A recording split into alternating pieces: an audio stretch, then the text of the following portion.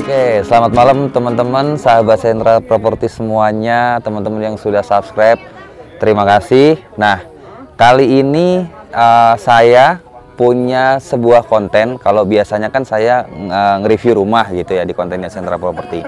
Nah, sebagai sebuah agen properti yang juga punya tanggung jawab memberi edukasi buat para konsumen, kali ini kita akan ngobrol sama Pak Sofyan, kebetulan salah seorang ya petinggi di Sentra Properti. Bahkan sebelum di Sentra Properti pun juga pengalaman di bidang propertinya juga udah cukup melalang buana lah kemana-mana. Maksudnya pengalaman gitu, sharing pengalaman ya. Siap. Nah, kali ini kita mau membahas sebuah topik yang akhir-akhir ini sedang hangat. Ada dua topik sebenarnya. Pertama terkait dengan rumah subsidi, dan yang kedua itu lebih ke tips sebenarnya apa sih yang harus kita perhatikan sebelum kita ambil rumah secara KPR, secara umum gitu. Nah, kita akan ngobrol sama yang lebih berpengalaman gitu. Perkenalkan, namanya siapa Pak? Oke, Assalamualaikum warahmatullahi wabarakatuh. Sahabat Sentra, apa kabar semuanya? Semoga sahabat Sentra semua dalam keadaan sehat. Amin, selalu.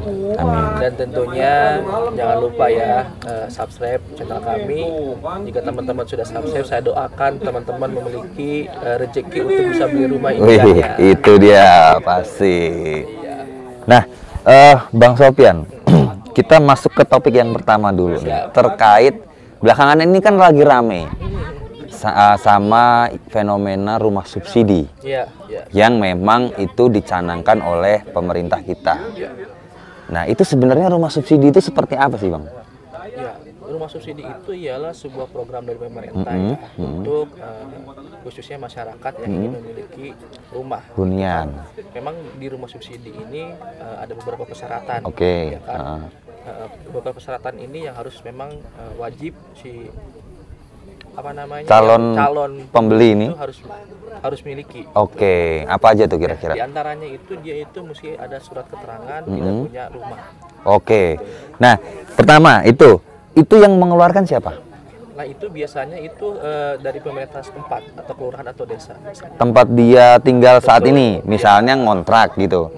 Terus minta surat keterangan bahwa dia belum punya rumah sendiri. Oke. Terus selanjutnya? Nah, selain itu juga biasanya itu ada dibatasi dengan penghasilannya ya. Oke. Penghasilannya itu kurang lebih itu tidak lebih dari sekitar 7 juta. Gitu. Oh, berarti ini malah batas maksimal? Ya, betul. Batas minimalnya ada nggak? Batas minimal sebenarnya kalau terkait dengan batas minimal, biasanya kan perhitungan KPR itu 3 kali lipatnya dari angsuran ya. Itu paling sekitar 4 juta lah kalau untuk minimal. Oh, berarti kira-kira untuk minimal si calon pembeli rumah subsidi ini minimal punya penghasilan itu kurang lebih 4 juta sampai maksimal 7 juta.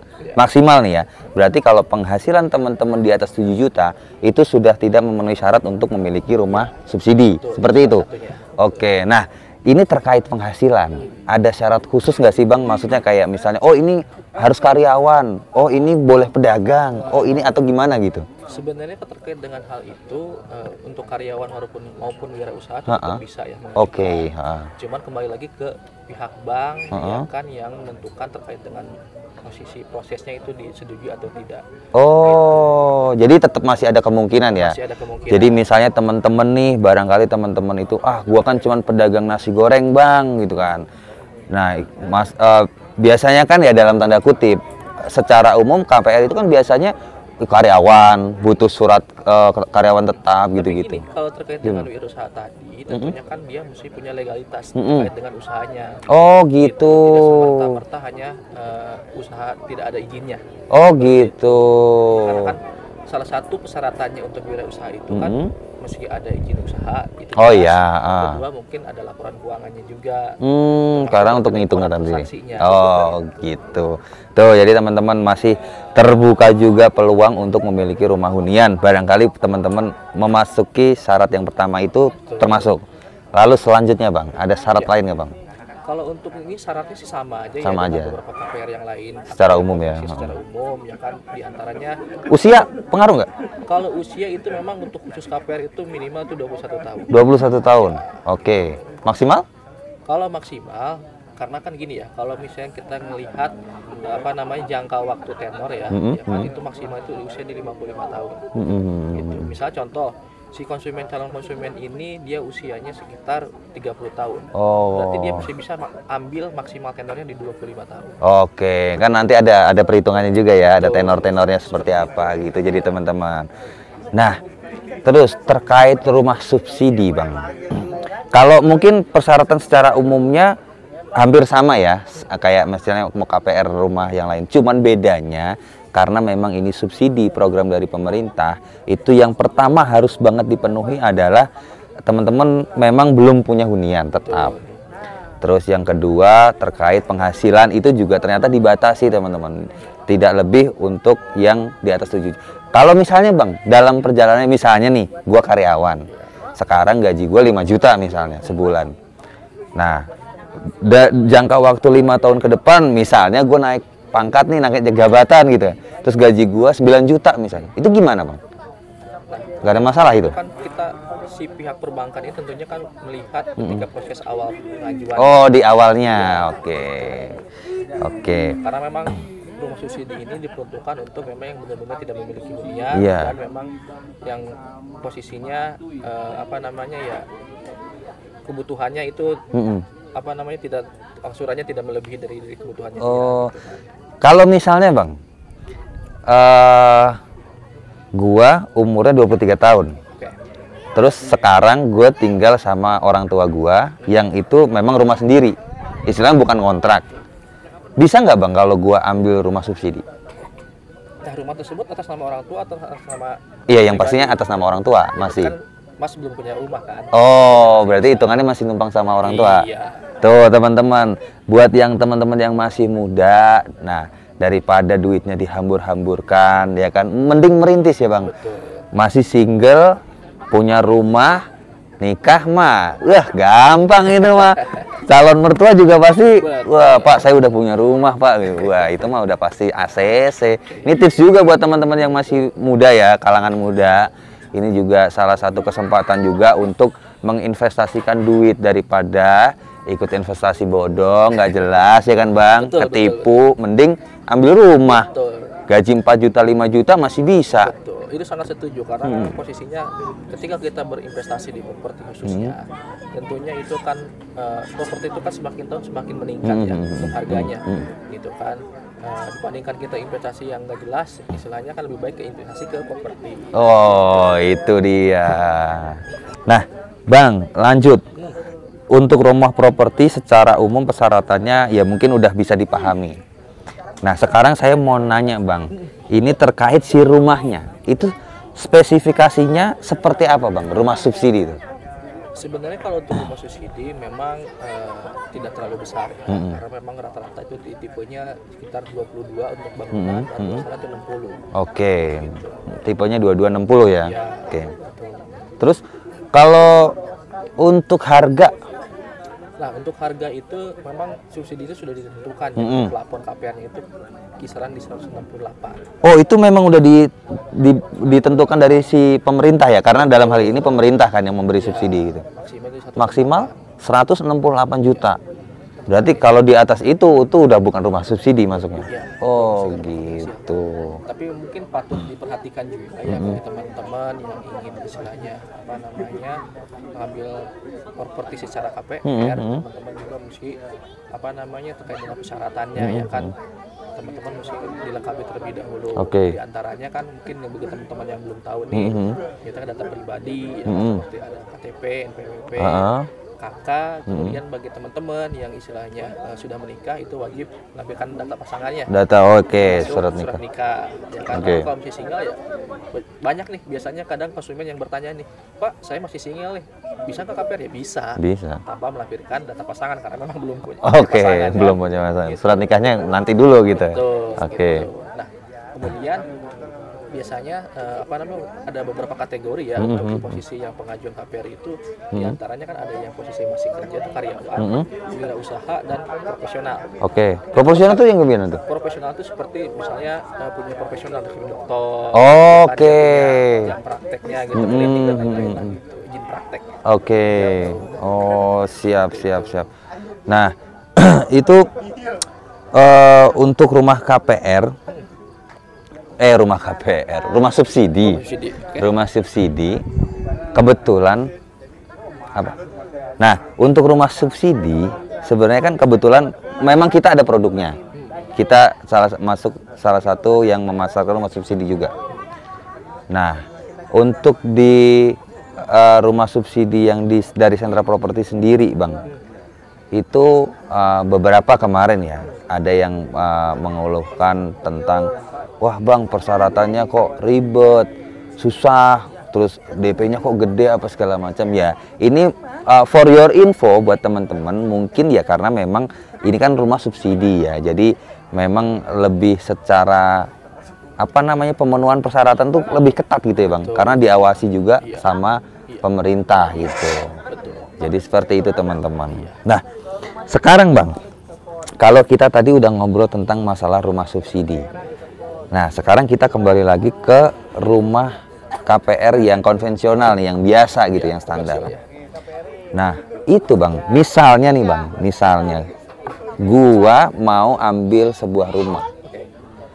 Nah, hal-hal apa aja Bang yang perlu gua tahu dan perlu gua mengerti sebelum gua memutuskan ambil rumah? Karena banyak juga teman-teman gua yang bercerita gitu ya, maksudnya, wah, gua ketipu nih sama developer, gua ketipu nih sama agen pemasaran begini gitu. Nah, itu kira-kira tipsnya apa aja Bang?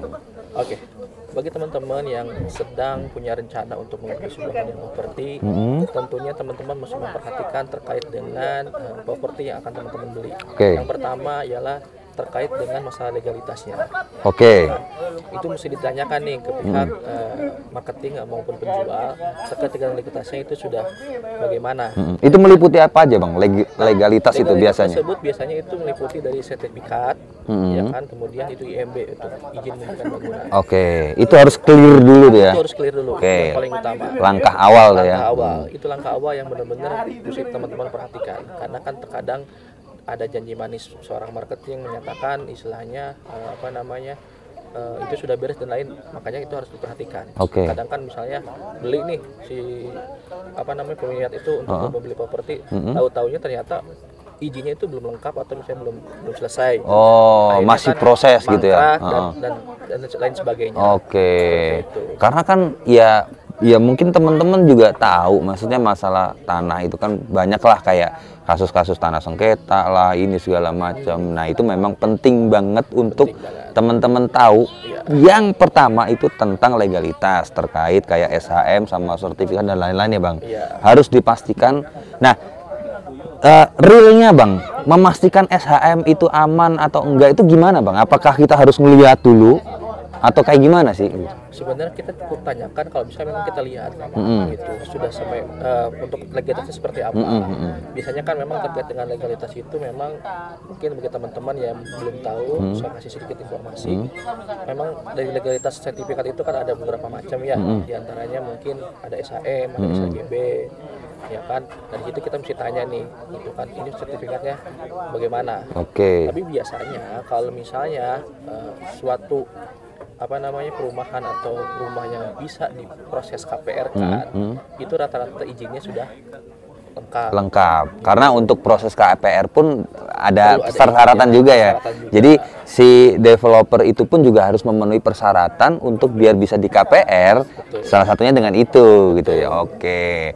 Lalu Bang, langkah selanjutnya Bang, setelah memastikan legalitas itu aman. langkah selanjutnya apa? Kita lihat juga dari posisi di lingkungannya ya, misalnya dalam lingkungan tuh memang progresnya seperti apa sih.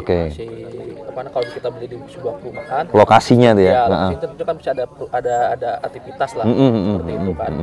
Tapi kalau misalnya memang beli rumah second dan lain-lain ya dipastikan juga itu atas kepemilikan si sertifikat tersebut. Oh siap. Untuk yang rumah second. Ya. Untuk yang rumah second. Oke, ini kita bicara KPR perumahan yang baru lah, yang baru dulu, yang baru. Nah, setelah itu kita pastikan juga lingkungannya seperti apa. Nah, sebenarnya kalau menurut gua pribadi ya mungkin ya kalau masalah lingkungan itu kembali lagi ke orangnya sih sebenarnya ya. Maksudnya ya mungkin ada beberapa orang yang lebih suka tinggal di daerah yang rame gitu. Ada juga loh beberapa orang yang memang sengaja milih beli rumah maksudnya yang agak dalam gitu karena memang nyari ketenangan gitu. Maksudnya kayak nyari hawanya masih enak gitu-gitu kan. Itu bisa ya kembali lagi ke si calon pembeli. Iya, dia mau nyarinya spesifikasinya yang seperti apa. Makanya kan tadi saya bilang posisinya kita mesti benar-benar cocok dengan lingkungan. Ya kan? Biasanya kan ada beberapa konsumen juga yang Pak ini untuk akses transportasinya seperti apa? Karena kan dia mengejar untuk terkait dengan masalah kerjanya. Iya, mobilitas dia lah. Itu juga perlu ditanyakan ya kan pihak marketingnya atau pihak penjualnya. Kemudian terkait dengan spesifikasi rumahnya itu juga harus ditanyakan ya kan, ini penggunaannya misalnya bangunnya pakai apa, bata pola, istilahnya jangan sampai ketika posisinya ini ada sedikit miss gitu kan. Iya teman-teman, karena ini obrolan santai ya, maksudnya sambil ngopi, sambil ngerokok. Nah Bang, ada satu poin lagi yang menurut gua ini kayaknya penting juga untuk teman-teman tahu, itu terkait harga. Artinya gini Bang, kayak misalnya, contohnya misalnya gua ada kepikiran mau beli rumah gitu. Terus misalnya dana gua mungkin berkisar mampu sekitar 500 juta. Nah, dari Bang Sofyan sendiri ada tips nggak Bang? Maksudnya terkait dengan bangunan ya. Harga 500 juta, misalnya gue ada pilihan A, B, C. Sama-sama 500 juta gitu. Nah, itu tipsnya gimana sih Bang menentukan mana yang memang lebih, iya 500 juta kalau ini sih oke gitu kan. Oh kalau 500 juta kalau ini kayaknya kurang oke gitu. Itu bisa dilihat dari apa sih Bang misalnya? Ya, mungkin kalau terkait dengan hal itu memang tergantung dari seleranya tersendiri ya.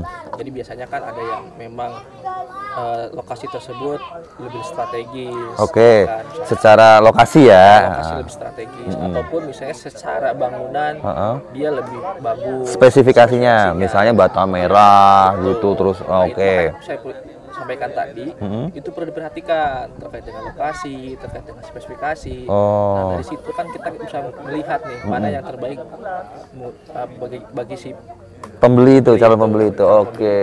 Dan itu juga mungkin pentingnya survei juga sih ya Bang ya. Maksudnya bisa melihat langsung. Iya, betul. Itu memang harus survei biar kita juga udah bisa beginilah lingkungannya. Beginilah lokasinya gitu. Karena bisa jadi Bang kayak apa ya? Misal sama-sama rumah 500 juta di Depok. Kalau misalnya kita bicara di Depok, wah kok tapi ukurannya kecil. Nah kalau 500 juta di daerah Bojonggede tapi kok lebih besar gitu ya, karena memang pengaruhnya banyak teman-teman, termasuk kayak lokasi unitnya itu ada di mana, karena itu kan terkait harga tanah kan biasanya. Terus mungkin bisa jadi spesifikasinya lebih bagus walaupun kecil, ya bisa jadilah dinamika seperti itu bisa jadi ini. Nah kembali lagi ke si calon pembeli, cocoknya yang mana gitu.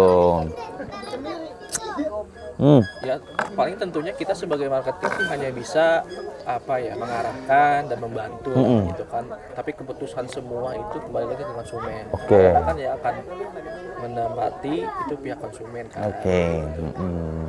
Kayak gitu teman-teman. Jadi itu mungkin ada ya beberapa tips yang bisa teman-teman gunakan juga untuk ya memperlancar niat teman-teman, misalnya lagi nyari rumah, lagi nyari hunian, itu beberapa hal yang harus diperhatikan juga buat teman-teman. Nah, mungkin obrolan kita kali ini cukup sekian aja dulu Bang.